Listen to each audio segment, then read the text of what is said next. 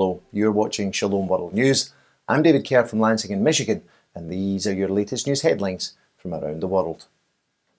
Malta's head of state says he would rather resign than sign a bill into law that authorises abortion. President George Vella was speaking after the independent member of parliament Marlene Farrugia introduced a private member's bill to the Maltese parliament on May the 12th that is seeking to decriminalize abortion on the Mediterranean island. The proposal wants to remove 3 articles from Malta's criminal code, under which presently anyone seeking or helping with an abortion can be sentenced to up to 3 years in prison, though prosecutions are uncommon. The 2 main parties in Malta have signalled their opposition to the bill. Now, President Vella says that he would refuse to sign it into law.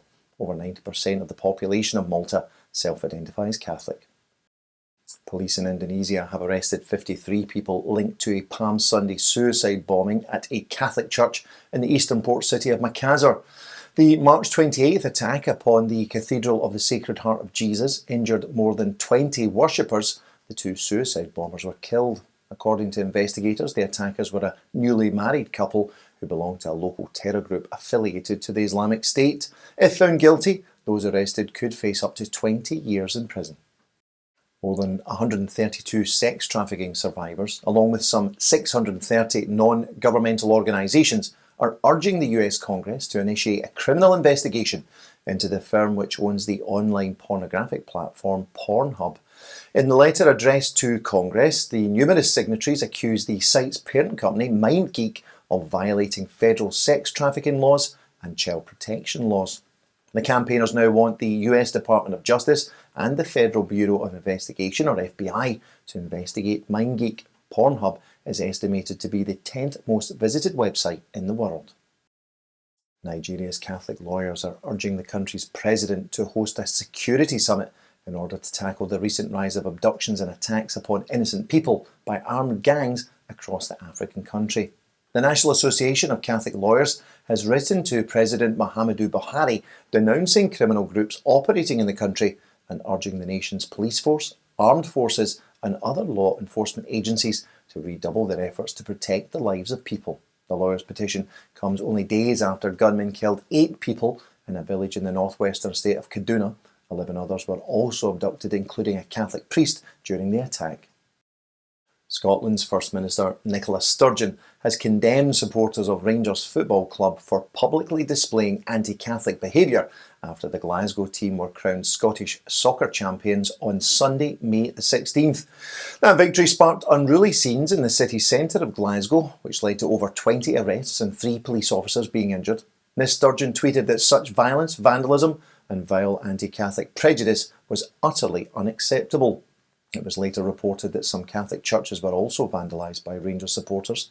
This included the parish of St Maria Goretti in Glasgow's Cran Hill district, which had its windows smashed. Various Christian denominations in Northern Ireland have expressed concern over a proposal currently being drafted by the province's government that would seek to ban so-called conversion therapy for homosexuals. The legislation is currently being drawn up by Northern Ireland's Department for Communities. They are acting upon an instruction from the Northern Irish Assembly, whose elected members voted last month to support such legislation in principle. Now, various Christian denominations, including the Catholic Church, say they are worried that the proposed parliamentary bill could lack a precise definition of what exactly is meant by conversion therapy. They fear that the new law could criminalise legitimate religious activities, such as preaching, praying and pastoral support for those who are same-sex attracted but wish to live a chaste life in accordance with the traditional Christian teaching on homosexuality. Pope Emeritus Benedict XVI has lauded the Catholic Church in Poland for its flourishing number of vocations to the sacred priesthood, while at the same time lamenting a dearth of such vocations in his native Germany. His Holiness made his comments in a letter addressed to the Minor Seminary of the Archdiocese of Częstochowa in southern Poland. It's currently celebrating its 70th anniversary.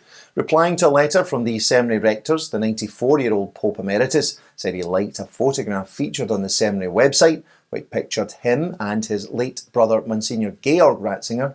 In a speech bubble superimposed upon the image, Pope Benedict recalls his days in minor seminary and wonders if such places still exist.